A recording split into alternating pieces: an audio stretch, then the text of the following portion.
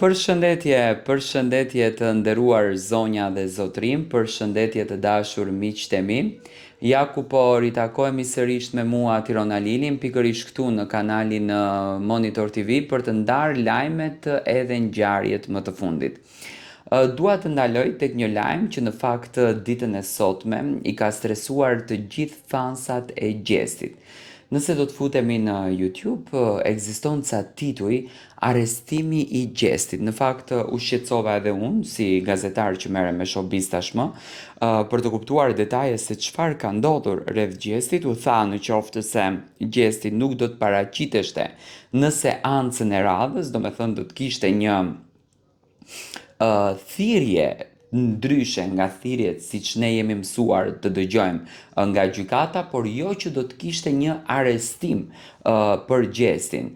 Dhe më pas kur hyra arrita të kuptoj që ishte debati nëse Gjesti do të thyente rregullat a do të kishte një arrestim. Në fakt më vjen shumë keq për këto tituj skandalos që po vendohen nga televizionet serioze në fakt për Gjestin, me tituj që realisht krijojnë shqetësim dhe realisht krijojnë pikpyetje të mëdha te publiku, por arrita të kuptoj që Gjesti është në gjendje shumë të mirë dhe thjesht po punon fort dhe po sillen projekte të bukura. Gjesti ditën e djeshme ka sjellur projektin Gasolina, një nga projekte që në fakt i dhuroi një rikthim të bukur në skenë, i dhuroi dashuri, i dhuroi pozitivitet.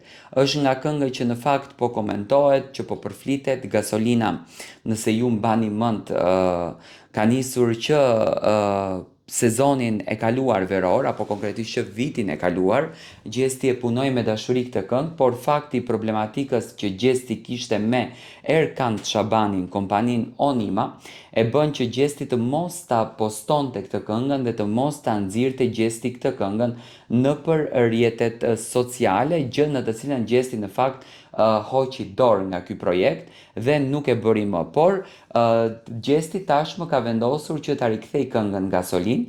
Kënga Gasolin është mirëpritur me shumë dashuri, domethënë fansat e Gjestit janë të lidhur shpirtërisht për Gjestin edhe duan që të sjellin më të mirën të Gjestit, duan që të sjellin më pozitiven të Gjestit, duan që ta bëjnë Gjestin që të jetë i bekuar dhe vërtet kënga Gasolin pritet me shumë dashuri nga i gjithë publiku shqiptar. Por mbi të gjitha, Gjesti po vjen fuqishëm dhe po na sjell projekte interesante.